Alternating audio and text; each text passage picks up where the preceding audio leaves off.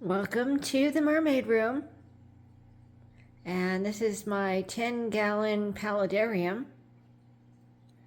The plants, oh my.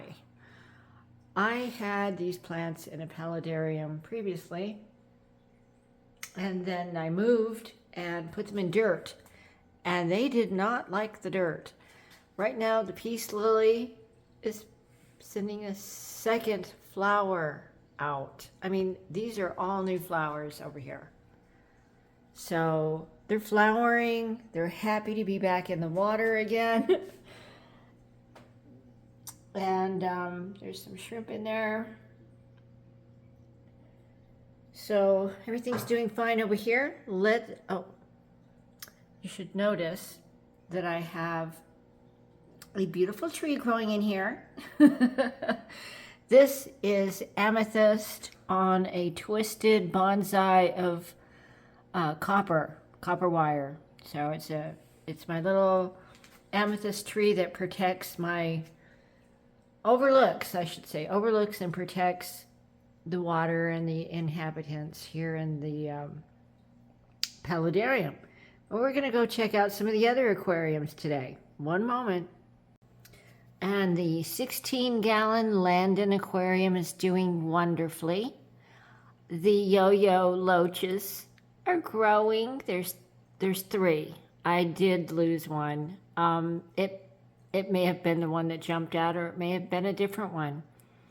But I also added, there's 4 new Siamese algae eaters in here. They're pretty young. I also got those at the Aquahuna, and they're so small. So I don't think they were used to having access to plants to clean. So they're kind of training themselves. I can't train them to clean the algae. They're going to have to do it on their own, apparently. But look at that. Hi. The yo-yo loaches. I can't help it. They're so cute. I got those because of the bladder snail issue. And honestly, not a lot of bladder snails left in here since these fish have been growing. I think that they may have developed a taste for the snails. There's still a few in there. So they haven't graduated over to and when I do move some, I'll probably just take 2 and leave 1 over here. But I might put 2 in the 60-gallon aquarium. So let's go look at that aquarium right now. Yeah, I think the last time I made a video here, I was using the Oase filter, but I went ahead and put the hang on the back. It's just so much easier for me, and it's super quiet. You hear it? That's it. Just a little trickle of water. So, yep, that's the Cascade 30. It's for a small tank. And this is a 16-gallon rimless Landon aquarium with a Phoenix LED light on it. So, let's go see the other aquarium. I kind of like to start out back here so the fish aren't freaking out, but so this aquarium has gone through quite a bit of changes since I videotaped it last.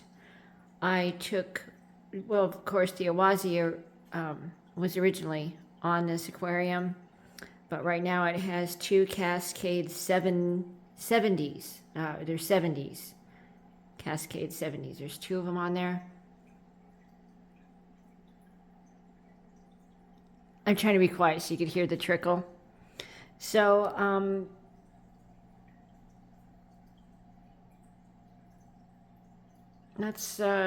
I've just done a water change on here, so the water might just be a little bit hazy. I have removed some plants and trying to clean it up a bit.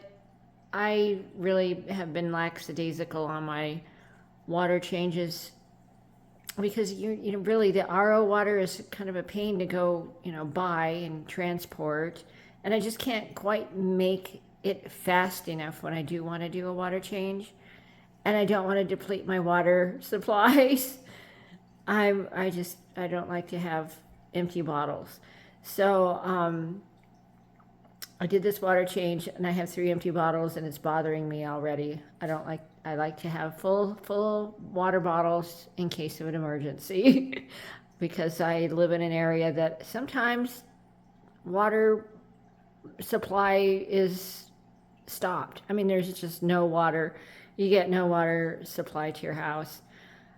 There's a pump that breaks or something. I'm in a very small town, so you never can, you know, depend. And honestly, if I don't care if you live in a big city, if you're depending on these things 100% and you just feel confident in that, okay, that's your prerogative, but I still wouldn't. So I do have 4 of the Siamese algae eaters in here. They seem to be, well, just sort of hanging out. There's 2 of them, and I have a pair. Let's see if I can say it. Just one moment. So I do have a new pair, new fish, a Pistogramma agassiz double red. We'll see if I can see. They're very elusive, let's put it that way. The male is obviously spectacular, and actually the female is really pretty too. Since I did the water change, I think that they're thinking I should be giving them a treat. I maybe 2 or 3 times a week, I give them either frozen mysis or bloodworms. Otherwise, my fish get flakes and things like the little pellets, the bug pellets. So I'm sorry, I'm not seeing them. I'm going to back up again and let's just see if somebody comes out because they are super duper pretty and I'm not seeing anything happen. So anyway, we'll just sit here and talk about the things that have changed. The Balacenaria really got crazy big. It was looping and swirling around itself. And I did go ahead and remove quite a bit of it. Then I noticed there was a bit of an algae situation happening, and I thought it was blackbeard algae, and it may have been, and there might still be some in here, but I've been trying to be very diligent. Oh, I see the female. There she is. The female agassiz Pistogramma double red, and she took off to the back. The female, or that was the female. The male is exquisite. I mean, just the red is phenomenal, fire red. But I just really am enjoying the tank, and I've been, you know, moving things around. I moved some of the limbs that are in there around. I'm searching for some new limbs. And something you may or may not even notice, but you see a pile of red rock over here. These are red river rocks from the river that is less than 5 minutes from my house.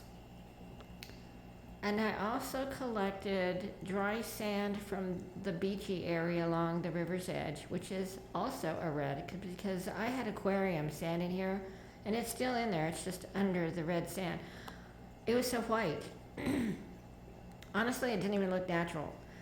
But this kind of has a red hue to it, and it does look a lot more natural. Now, the cories were over here digging, and I see that they've got sand up on some of the limbs of the stems and some of the leaves and stems. Yeah, there's red sand, but apparently cories come from rivers that have this type of sand. You know, it's a very fine sand, and they filter it through their gills. I'm not really, oh, I read it, but now I forgot exactly how they filter it. But see this guy? Very happy. So fine, it's almost like a powdery sand, very, very fine. But I put it right in there. I washed it real well when I brought it home. Washed it first with the garden hose in the yard, and then I brought it in and filtered it with my hands with RO water, and so it was damp when I placed it in the aquarium, and it just laid right down and looked completely natural right from the very start. Oh, here he is. Apistogramma agassizi double red from Aquahuna. Now, I really enjoy shopping with Aquahuna. They have a flat rate for shipping. It's $12.99. So it doesn't matter how little or how many you get. I really wish I could get plants there too, but it's just fish. Aquahuna. Aquahuna.com. So I think they just ship, within the United States. There you went. At least they're, I've had them now for a little over a week. So they've been adjusting to the tank. I had also gotten those golden snails. See those snails? There's 2 of them. And it's kind of hard to tell. Well, let's see if I can do this. But they're huge. I mean, this snail, it's quite large. And there's 2.